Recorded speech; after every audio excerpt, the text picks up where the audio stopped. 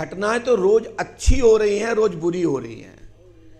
किस किस घटना को बताऊं, लेकिन कुछ घटना है जिनके लिए मैं खेद व्यक्त करता हूं, ईश्वर से प्रार्थना करता हूं कि भगवान परमात्मा उनकी आत्मा को शांति हो, परिवार के लोगों को ये दुख सहने की क्षमता प्राप्त हो और परमात्मा ऐसी ताकत देना इस परिवार को कि इस दुख से सह सके और उस दुख से निवर सके और आगे वो अंश और वंश के रूप में प्राप्त हो सके, ऐसा गुरुदेव से मैं प्रार्थना करता हूं। लोगों ने पूछा कि कुंभ में इतनी बड़ी घटना हुई, लोग कहते हैं कुंभ में गए और जो मर गए उनका मोक्ष हो गया। देखिए बताऊं, तीर्थ कोई भी हो, भगवान से आप सबको भी प्रार्थना करना चाहिए, हमको भी करना चाहिए और सभी को करना चाहिए। जो तो फिर लिखा होता है कब किसको और कहां जाना है, लेकिन एक समय से पहले कोई जाता है तो कष्ट होता है। वो दर्दनाक घटना लगती है कि अरे बहुत बुरी हुई घटना हुई, ऐसा भगवान नहीं होना चाहिए था। ये बच्चे का अभी तो समय नहीं आया था, इसने अभी क्या देखा, इसने तो अच्छा चलना ही नहीं सीखा था। लेकिन कुछ घटनाएं हैं जो असावधानी बरतने से घटती हैं। यदि उसमें सावधानी बरती जाए तो घटना टल जाती है। जब सावधानी नहीं बरतोगे तो घटना तो होना तय है।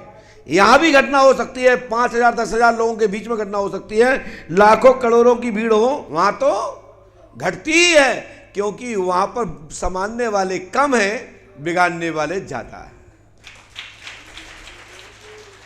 किसी भी कार्यक्रम को ज्यादा बिगाड़ना हो तो कार्यकर्ता ज्यादा रख लेना, कार्यक्रम बिगड़ जाएगा। और किसी कार्यक्रम को सफल बनाना हो तो कार्यकर्ता कम रख लेना, काम बन जाएगा।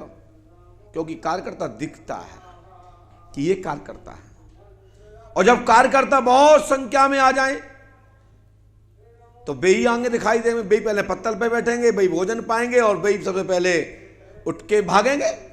क्योंकि कार्यकर्ता है, लोगों को लगेगा कि भीड़ भाग रही है, पता लगा कार्यकर्ता भाग रहे थे और पता पड़ा घटना घट गई। लोगों ने पूछा कि इसके पीछे का रहस्य क्या है, कुंभ में जो घटना घटी उसका रहस्य क्या है। मैंने कहा देवताओं का काम है लोगों का भला करना और राक्षसों का काम है अच्छे काम को बिगाड़ना। तो देवता लोग जो हैं वो सावधान रहें, मन मस्ती में, मद में, अहंकार में, अपना बड़ा बड़ा रूप दिखाने में ना रहें। कुंभ जैसा तीर्थ स्थल पवित्र स्थल होता है, जहां करोड़ों करोड़ों साधु संत महात्मा आते हैं। वो ऐसी ऐसी अदृश्य शक्तियां आती हैं जिनकी रज और उस पवित्र गंगा जल में जब उनकी धूनी रपा हुआ उनके शरीर का जब वो पवित्र मल उतरता है तो गंगा का भी जो गंदी होती हैं वो संतों के रमी हुई भभूति से पवित्र होती हैं। और उस पवित्र में आम आदमी जब उतरता है तो पूर्ण पवित्र हो जाता है। पहले साधु संत स्नान करें, फिर जनमानस स्नान करें। मैं गारंटी देता हूं, मोक्ष तो छोड़ो, स्वर्ग लोक प्राप्त, परमात्मा का बैकुंठ धाम प्राप्त होगा।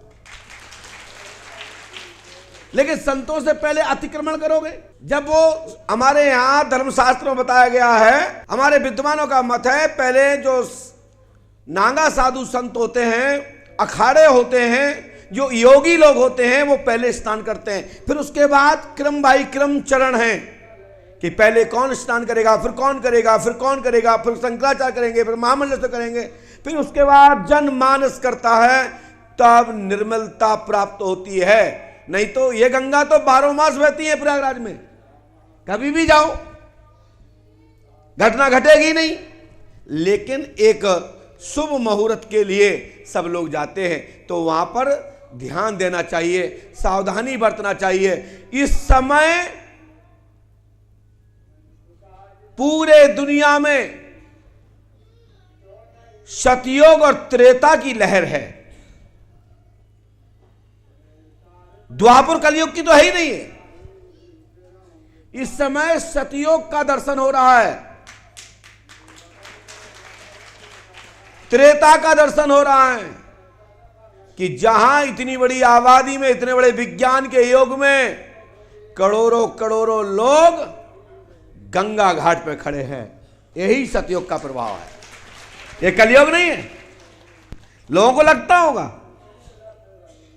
ये इस समय दुनिया की जगह जगह भलाई कलयुग का प्रथम चरण है, कलयुग का 5000 वर्ष बीत चुका है, परंतु आज की 21वीं सदी का भी व्यक्ति ईश्वर की तलाश में है। ये सौभाग्य है कि आज भी सतयुग का दर्शन हो रहा है।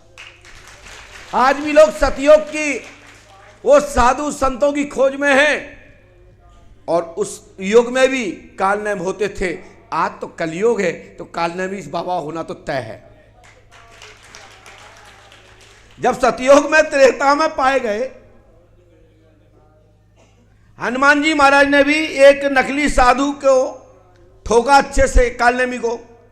तो आज के समय में यदि कोई प्रशासन नकली को कोई ठोक दे तो क्या दिक्कत है? व्यवस्था है राजतंत्र की। लेकिन जो असली साधु है, ज्ञानवान है, विज्ञानवान है, चरित्रवान है, तो उसकी तो पूजा होगा। कौन माइकल रोक पाएगा? कोई नहीं रोक पाएगा। यदि उसका ज्ञान है, विज्ञान है, चरित्रवान है, योगी है, उसको संसार का कोई भी व्यक्ति नहीं रोक सकता। कोई भी माइकल उसकी पूजा करे नहीं रोक सकता। बस उसके अंदर ज्ञान हो, वो आंखें हो, वो पूजा करेगा और दुनिया का आदमी नहीं रोक पाएगा। चाहे वो कितना बड़ा कम्युनिस्ट खड़ा रहे सामने वाला, चाहे वो गन तोप क्यों ना चढ़ा दे, तो भी वो पूजा करेगा।